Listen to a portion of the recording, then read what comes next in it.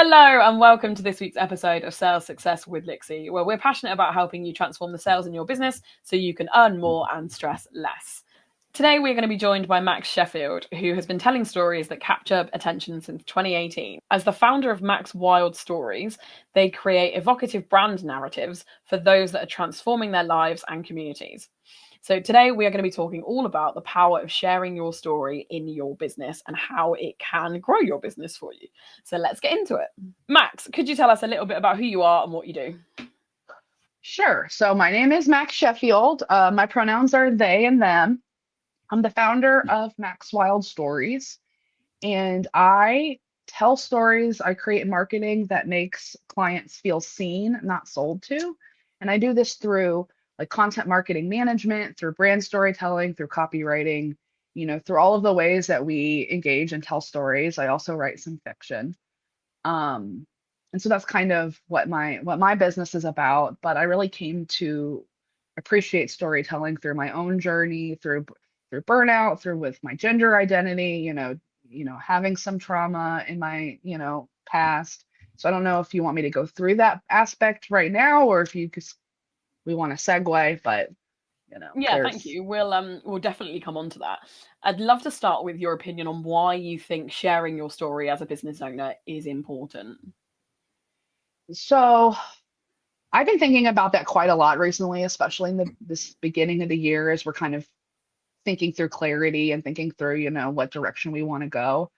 And everything is so, I wouldn't say saturated exactly, but there's a lot of different people who are going to be doing similar things to you. Hmm. And I don't necessarily see them as like competition precisely, but we're all going to really like vibe with and feel a connection to individual people, and it's through that story. No one is going to be able to share your story. No one has that same background, no one has the same experiences, nobody has the same like education or expertise even, in that same way. So I feel like the only way to really truly stand out in a way that is going to build that connection, build that empathy piece, build the trust. There's a lot of skepticism right now, especially online businesses, for good reason, right? There are people who have been burned. So it's Hmm. like, how do we help build that trust in our own businesses and in what we stand for? Just that aspect of it. I think that the really only way to go about that in a way that feels genuine is through storytelling and through telling both your story, and that of your clients, in Hmm. an ethical way. Yeah, definitely. And you mentioned there about the market being, I would agree with you. I wouldn't say it's saturated. It is busy. I think you're going to find a field where you are the only person that does the thing that you do. Like the amount of sales coaches and sales strategists out there is unbelievable. But that doesn't mean that there isn't a place for me and the way that I do it and because of the journey that I've been on, there will be people that want to work with me over a sales strategist that does exactly the same thing, but that's been on a different journey. Absolutely. And I feel like sales is such a great example of that because there are so many philosophies, approaches, frameworks to sales, and like people are going to respond better to some versus others. Mm-hmm. And that framework and that process, you arrived at that through your own story, through what you were, what you tried and what worked for you or what didn't work for you, what you realized, hey, what traditional sales people are doing doesn't work for me, right? And I feel like a lot of people will benefit from that messaging and from that like responding of like, yeah, I tried to do cold emailing or I tried to do like I took a cold emailing class years ago when I first started writing. And I'm like, ooh, bothered people that I've never met. And like, oh, no, maybe I don't want to do that. So like there's, for me and my own journey with sales, right? Like there needs to be some stuff that shifts mentally and physically and emotionally for you to be able to do that. And I think that storytelling also is that way to bridge that gap of like understanding that I need to be working on this or understanding like, hey, I need to take a sales course or I need to do XYZ for sales and like actually being able to internalize and act upon it I think that's another place where storytelling kind of takes people out of the gathering the information or maybe the recognizing the problem and getting them to a place where they actually feel like they can act upon a solution. Okay, that's interesting. And do you think that's because they become almost more emotionally invested because of the story that you've told? I think that's a piece of it, right? And they're more invested, and they've made like the connections, right, to their own life. I Mm, think that that's a big piece of it. Is you've seen, like the stories of like the before and after pictures with like things like weight loss, right? And I think that we don't know the context around those pictures, right? We don't know what happened in the interim. We don't know, and even if we did, it's like, oh, that worked for so and so, that won't work for me. And yeah. so when you kind of bring that storytelling piece and you make some of those intangible like mindset shifts and you show them in a more tangible way via storytelling, that is, Okay. you know what I mean? Like that's when people I think are in that action taking Hmm. mode because they can now see how they can apply it to their own lives. And I get that's where that. I Yeah, think I that, get what you're saying. yeah, so I think that that's how storytelling can also influence the sales process as well, because, there's some objections that are going to happen. People are not sure if this is the right thing for them. Hmm. And, if they don't, and it also filters out the wrong people, right? Because if you Yeah. don't see yourself in that story, if you're like, oh, that's not a situation for me. Like I've seen lots of messaging about like being a mom. And back before I had a kid, I'm like, well, I don't have the same things, the same things that pop up for me as a single person, as a mom and as a business owner. So I was like, Mm. oh, that stuff doesn't really work for me, and which was fine because they weren't really talking to me, So to me, the filtering out is a good thing as well, right? Yeah, So if you can see definitely. yourself, yeah, I think absolutely. getting your audience to self identify, I think, is one of the most important things that you can do. Like whichever way it is, if it's coming into your world and that's the right place to be, amazing. But if it's them realizing that they're not in the right space, that's also good because you don't want people in your audience that are never going to buy from you. So yeah, I love that. I love like tell your story so that they can identify with it or not, and then if they're not in the right place, they can go and find another business owner that does the same thing but that they resonate with. Right. Well, and if you're a service provider, I'm sure you probably talk to some service providers or people who do discovery call or coaches or people who do discovery calls. Every person who has been on it, who is like organized a discovery call, can probably relate to getting on that call and within 5 to 10 minutes being like, ooh, this person's probably not the best fit. Yeah. Like they're not where they need to, like they're not there in the journey yet to be where they need to be to get results. And we sometimes we take those folks on anyways, trying to hope to get them across. Sometimes, we spend a lot longer time explaining what it is that we do. Like to me, being on a wrong discovery call or being on a call that oh, like I'm gonna have to figure out how to like tell them like they're not a good fit. That's a marketing kind of problem, I think, in a lot of Hmm. ways. It's not a sales problem, like people should have some measure of being ready before they get on that call, and they're not always, right? So I Hmm. think that that's how that storytelling and how that marketing like helps them know if they're the right fit and helps them like again self-select, just like you were saying. But we've all been there. We've all been like, oh, this discovery call is now taking an hour or now taking longer, because I'm having to explain some things that like, because they don't see the value in it yet. Yeah. Or they don't know enough about your brand, or then yeah, whatever it is that they've missed in the pre work before a discovery call. Because you're right, once you get on that discovery call, it should be kind of a final checks and balances of I know everything I need to know. I just want to make sure that when you and I speak to each other, it's the right fit kind of thing. Hmm. And yeah, do like making sure that in your marketing you're answering all of the questions ahead of time so that you don't end up on a discovery call with a client that's never going to be the right fit. Right, right, exactly. So I think that there's a lot of different places where storytelling can be a place where that kind of makes that marketing and that sales process more Mhm. seamless. I like that. And I think some of the, or one of the biggest challenges I think the clients that I've spoken to have when sharing their story is like getting over the fear of sharing their own story. Like it's definitely a mindset thing, or they're kind of scared of doing it. And I'd love to get your take on like how you can get the confidence to share your own journey. So that is such a good question and really thing to unpack because I won't go too much into specifics because I don't want to trigger anybody, but I had a pretty awful traumatic event happen to me when I was 4 years old. And it was young enough that basically the people told my parents if we don't talk about it in front of Max, they might not remember it at all, which nowadays we know is not how trauma works because trauma lives in the body. You remember, like I was 4, like I remember, like I ended up like repressing it for long enough, and then I remembered it when I was older, around like 10 years old.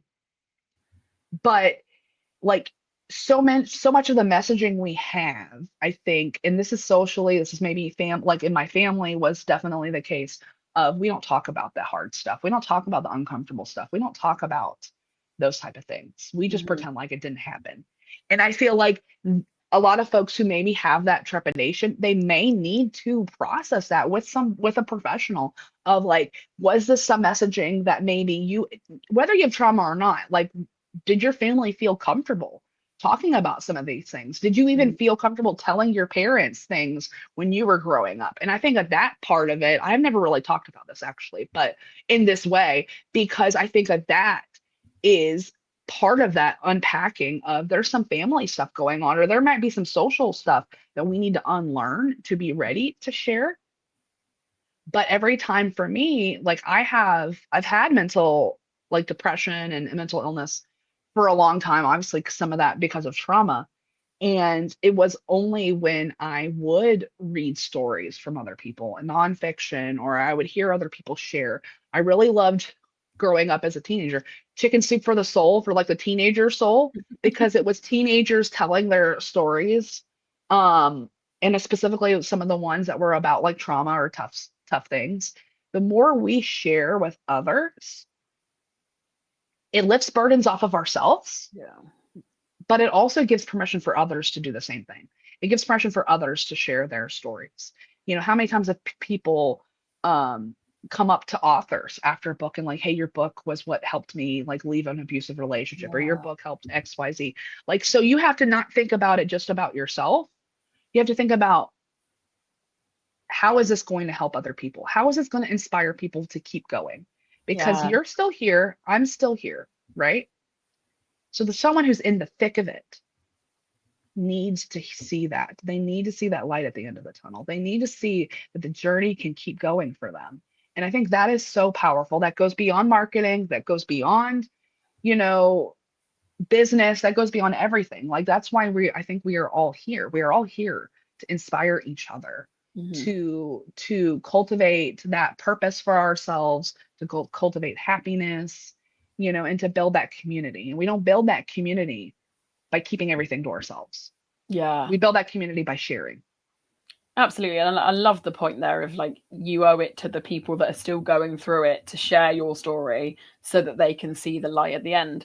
Like it's taken me a long time. Like I live with 4 chronic pain conditions, and the previous couple of years I wasn't really talking about it on in any of my marketing. I think because I was still getting used to, now that I look back, I wasn't used to living with the pain at the time, so I didn't want to share it as I was doing it. It just wasn't like, it didn't really occur to me to share it as it was happening. But now that I understand what's happening and why I've got the pain and how to manage the pain, I talk about it a lot more, and it's a lot easier for me to share with people. And yeah, I've had messages from people that are like I completely get what you're saying. Like I like, thank you for sharing that. And yeah, and I think I built that confidence because while I was in the throes of it and not sharing it, I saw other people sharing their stories, which then made me think, oh, actually, maybe I should be sharing some of mine. So yeah, when I got to the point of kind of, I'm in an okay place with the pain. I'm still in pain every day, but it's not as surprising now. So it feels a lot more manageable. Yeah, I talk about it a lot more, and I think it makes a lot of difference. And also it means that your audience and your clients, they understand you better and they know what's going on in your life, because we don't want to just like me working with a coach, I don't want to just see your business stuff. I want to know what's happening in the rest of your life, in case there are days when you're not going to be 100% on your game, or if there's something, or like as my client, if there's something that I can do to support you on a day when you're not doing the best, like, and we're not going to know that if we haven't shared those stories. Right. Right. And I think, like I kind of said a little bit earlier, it also influences like the work that we do, right? Like that's why storytelling is such a piece of my process, because of how much it's impacted me, growing up as, um, and how it affects how I've processed my own trauma, right? So I feel like, I've had people who completely cold, who have like basically Googled like transgender like social media manager or like neurodivergent copywriter, whatever it was. So the things that we're hiding about ourselves are actually what people are potentially actively searching for. Mm. Because, if, for me having the neurodivergence, having PTSD, things like that does influence how I approach my client work, right? So I'm not going to I'm going to look at how are we potentially triggering people or not Mm-hmm. triggering people. Like, there's people who want to do that in their copy. I'm not like that. I don't want to trigger any sort of potential like painful memories or trauma for people. So like, how am I going to view that with my own work? So I think that Mm. that piece of it, and just being like you said, upfront about that, of like, hey, I don't do XYZ because of this. Or like for me, I'm non-binary. So I am very intentional about being gender neutral in most of my, like pretty much all of my copy, which is not kind of the standard in online business. In online business, everyone's like, hey, ladies, hey, blah, blah, blah, blah, hey, this, which is fine for them. They're talking, specifically to women, but I'm like, that puts me off as a non-binary person. Like, I feel Mm. like I'm being excluded. So I'm not going to do that. So like those type of things, not everybody will appreciate, but you're right, people will. And you're right, people are looking for that. Yeah, I love that. And I love the way, like, even as you're talking, then you're talking about how your story influences the way that you do work. And it's kind of made me think about the fact that the way that I teach sales in a way that still feels sustainable and creates less stress in your business, which will have come from the fact that I live in chronic pain. Like, so in my own business, I need to create sales in a way that feels less stressful and so that on days when I'm not feeling 100%, like I can still make sales without it feeling like I'm having to be 100% all of the time. And yeah, I think once you start unpacking these sorts of things, it becomes really interesting to see that actually we're doing this. The way that we do business is affected by our stories, and we need to be telling people that. And I think you hit the nail on the head. It's happening whether you're intentionally aware of it or not. Mm. So like the act of being just aware of it and being able to like talk about it, I think also gives you more clarity throughout your business, because now you're more aware of, for example, you raised a great example with having chronic pain. Last year, I really had to come to grips with my own chronic issues. I have POTS as a result of long COVID. So I deal with long COVID. So in general, it's not a pain thing, but I get fatigued, I get Yeah. dizzy, I get headaches, I get like the POTS affects everything really. And it was basically like you were saying, I had to realize, I'm like, how can I do marketing or how can I do XYZ in my business while honoring the fact that there's some days where I'm going to feel like complete crap. Yeah, 100%. So I totally relate to that. So for me, like, oh, I would want to work with somebody like you, Lixie, because Yeah. oh, I need to, like, I'm coming to grips with the fact that I am disabled and I have these disabilities.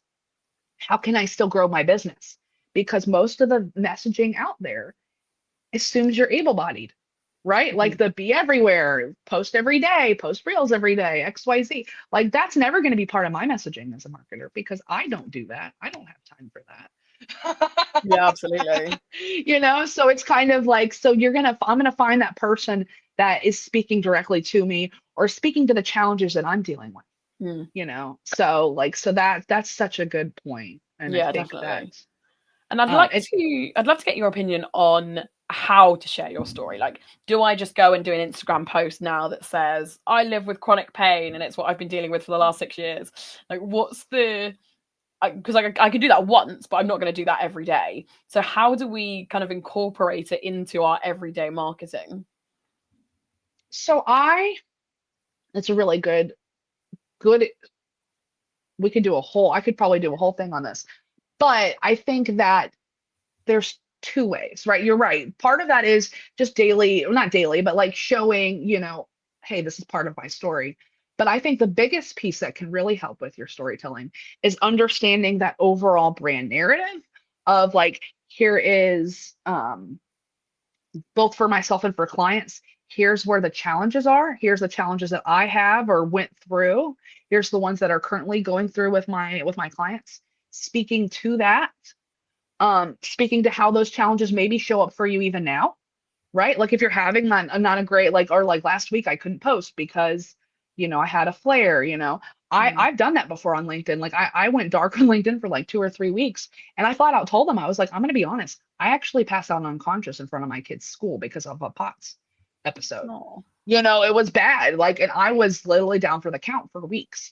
So like there's a piece of that, like of these challenges are still going to come up. They may yeah. not come up in different ways for you versus for your clients. So it's looking at it from like that overarching perspective of here's the here's the ways that we work through those challenges, here's the ways that like they show up for me. And again, understanding how your framework and being able Hmm. to communicate your framework and using storytelling to like infuse that framework, right? So whatever process you use with clients, whether it's one you developed or not, um, you can use that storytelling to further illustrate those results and to further illustrate some of those transformations Hmm. and make those things, how do I make them more tangible?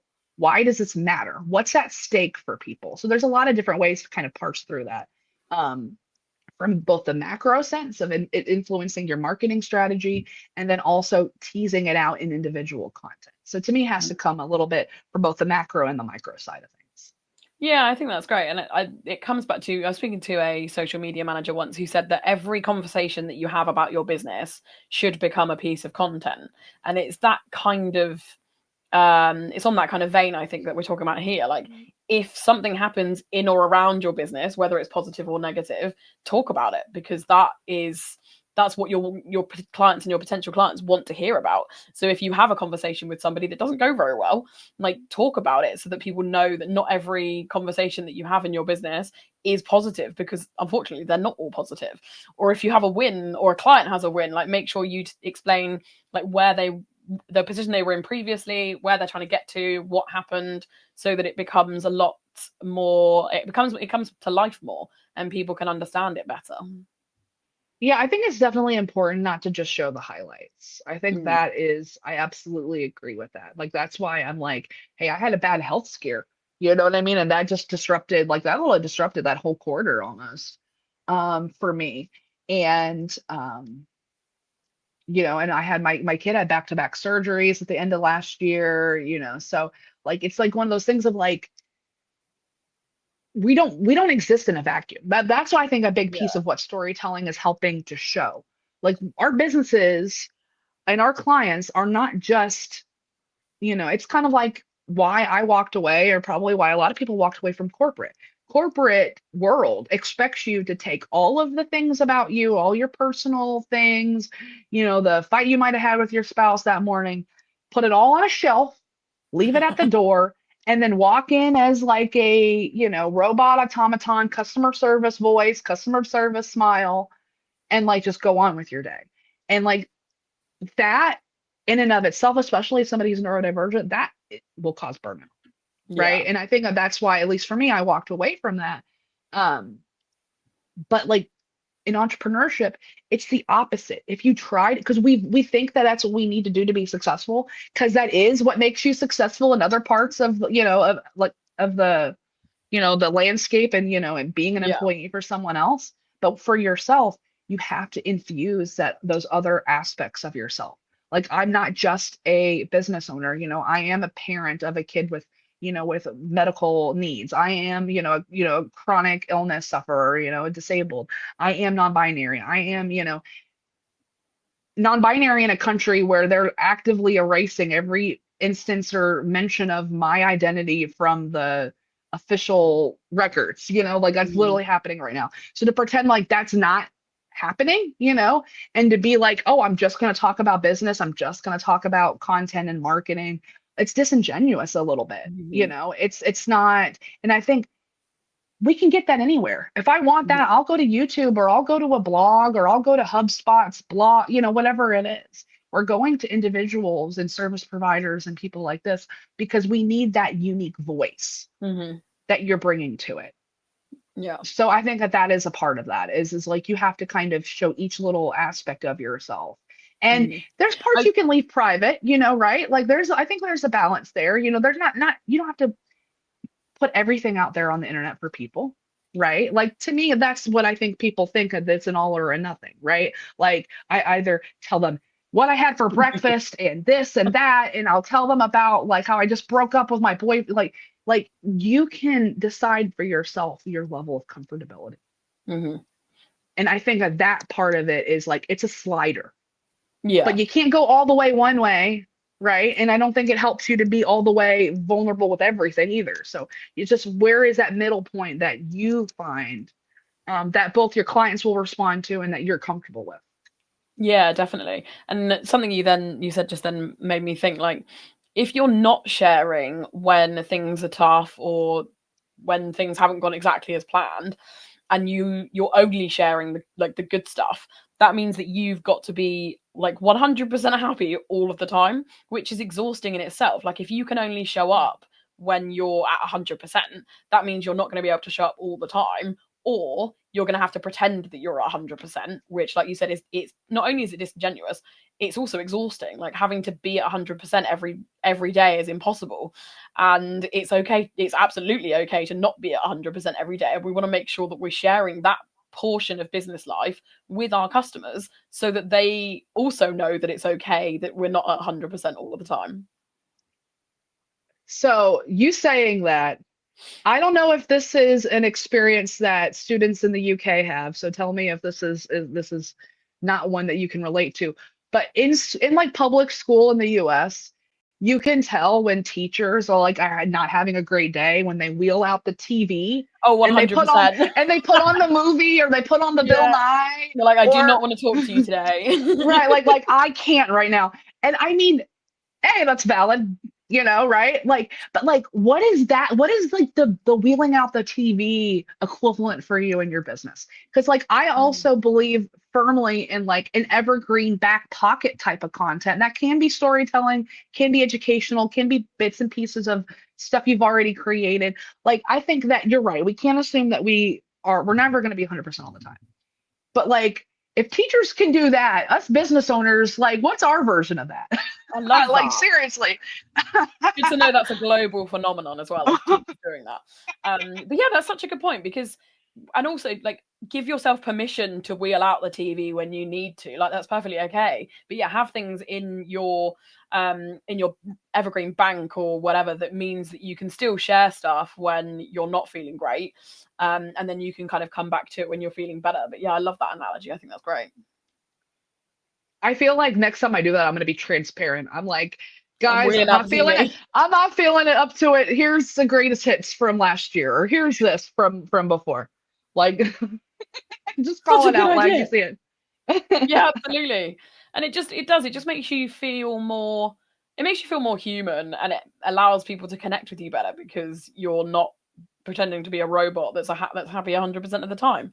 Like I am by nature a very happy bubbly person. Like if I'm having a bad day, you will know about it because I am not happy and bubbly. It doesn't happen very often, but I can't if I'm having that bad a day and if my pain's chronic paining, I use that as a verb, then you'll know because I'm not bubbly and I'm not moving around and I can't hide it. Like it's impossible to hide, and I don't want to have to hide it when I'm feeling that crappy. Yeah, absolutely. I I wonder, like I said, I wonder if that is a piece of again, like that identity piece of like being either disabled or being neurodivergent, because my partner knows that I like if they're like, how do you like this? If I don't like it, like how you're supposed to lie to your partner and be like, it looks great. I'd be like, I don't like that pattern. Like, because they're a writer as well. We're both writers, and it's kind of like I never have to wonder if you are only placating me because you have never once placated me ever. I'm like, well, and that's kind of what you want though, right? Like I feel Yeah. like you want um I don't want to like in my interpersonal relationships, I don't want to guess how people are feeling. I want them to tell me. And I think Yeah. that we need that clarity. We need that understanding of, and I think this goes along with marketing and with sales of like, let's be upfront about the context about what it takes to get to the result.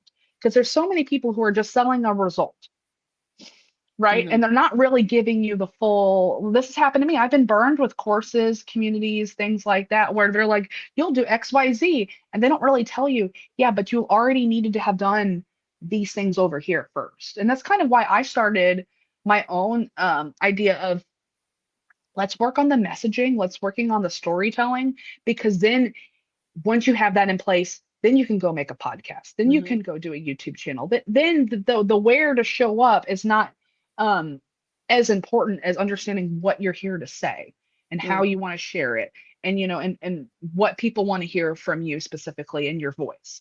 Like that part of it to me is a part that gets left out a lot in a lot of marketing spaces. Because so many people are, again, they're selling the result, they're selling the revenue, maybe they're selling the launch your podcast, XYZ.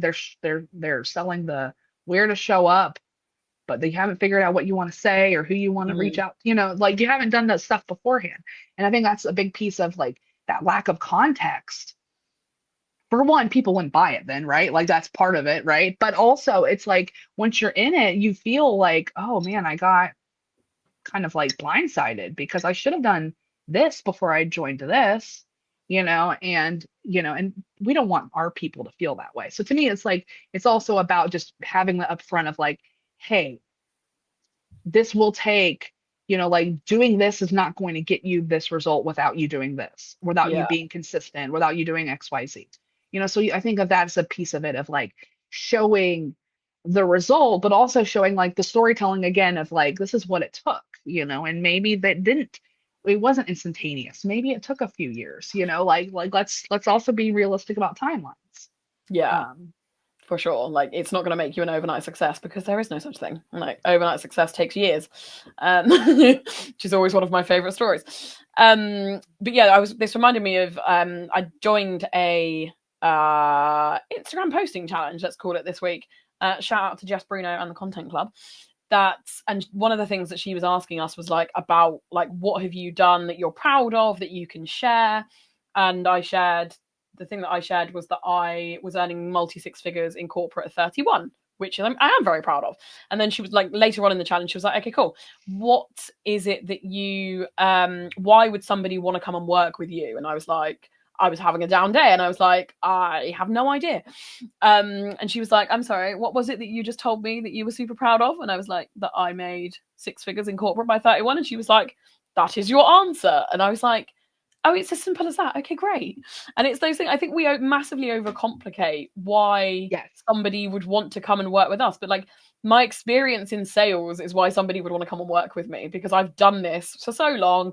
I am super successful, and that's it. It's as simple as that. I don't need to have like a special framework or a particular way of doing things. Like the fact that I've been there and I've done it is why somebody would want to come and work with me. absolutely, absolutely. We over. I was literally just writing a sales page that I'm like, so much of marketing and sales as well. We overthink it. We think it cannot be simple. It cannot be XYZ. It has to be hard. We add all these other like layers to it, or we second guess ourselves, or there's the noise in the back of our head of like, why should somebody come to me? And that imposter syndrome that can come up. And I feel like the simple, like I said, no one shares that your story. No one shares your exact experiences. Mm-hmm. I can tell you, there's people who do similar things to me who have more marketing experience, who probably who have journalist experience, who have different levels of experience. I, was a nurse for like a decade. Like this month will be 12 years since I graduated, which is crazy to think. But that is a very specific skill set, right? Like the empathy, the Oh yeah. listening, the hearing. Like I've heard thousands of stories at this point, from people who are like, I worked OBGYN, so very happy stories of people adding to their families. I've heard very sad stories. I've been, there with kids who are very critically ill, like because I worked pediatrics as well, so I've seen like the full, like nurses see the full spectrum of human life. Yeah. I don't think people think about that because we see it from birth to you passing, and I feel very lucky in that way, and that is a very specific experience that I don't know if anybody else has in the same way that I do. Mm. Yeah, So for sure. sometimes it's like, yeah, there's people been in marketing for like 15 years, and that's great, but like I am coming at it kind of fresh and like trying to see it from the point of view of the actual people you're trying to reach. And I Yeah. think that just knowing that, like understanding your story well enough to pick out the whys of why is this important to me, but why should other people care? So I think Yeah, you have to brilliant. find that Venn diagram of like, here's the things about me that are unique. And, and I might be interested in them, but your ideal clients or your clients out there probably don't find every single thing unique about you. Like, for example, one of my favorite two truths and a lie is I actually went to space camp at the and got to pretend to be like an astronaut for a week. That was so fun. I loved it. Do my ideal clients care? Probably not. Some people think it's cool. Some people who like space are like, that's really cool. And I'm like, I know, Yeah. right? But like at the end of the day, does that affect me? No. Like it doesn't affect how my clients get results. But like it's finding that little piece in the middle of that Venn diagram of like the unique things and Yeah. like what is going to be relevant and what is going to make people care about the work that you do. So you kind of have to find that middle point. And once you do, that is the foundation of all of the marketing. Like when I say like the macro, that is the base of Yeah. finding that value proposition, finding that unique selling proposition, finding that like positioning of like, this is what makes me different and being able to position yourself not as better, but just as different. Yeah. One of my favorite quotes from Sally Hogshead is different is better than better. Oh, I love that. Yeah, for And sure. Different is better than better. I've worked a lot with some tech companies, and they think that their value proposition is the technology that they use. And I've told them over and over again, I said, no, because somebody will replicate that in 6 months to a year from now. And then you don't have a value prop. I'm like, Yeah. you have to separate it from something like, you have to separate it away from that. It has to be something else. Or Hmm. what does that technology mean for the person? Like, so you have to kind of look at it from that way of if someone else can replicate this at some point, maybe not today, but at some point, then should not be your value proposition. That should not be the thing that like ties together all of your marketing. Yeah, for sure. I love that. Okay, so we need to spend a little time building our own Venn diagrams of what makes us unique, and then also what do my clients care about, and see what the overlap is, and then that's the bit that we focus on in our marketing. I love that.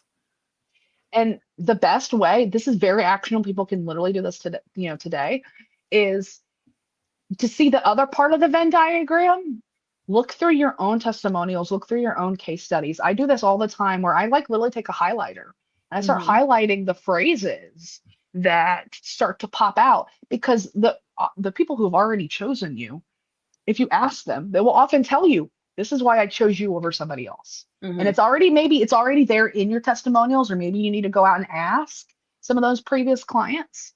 Even if you have just a few, but having that part of it, then you can start to tie back, okay, they chose me for this, and this is why I do it that way. Or Mm. this is why this is important to me, or this is why like my offer is the way it is, or whatever. So I think that part of it is external.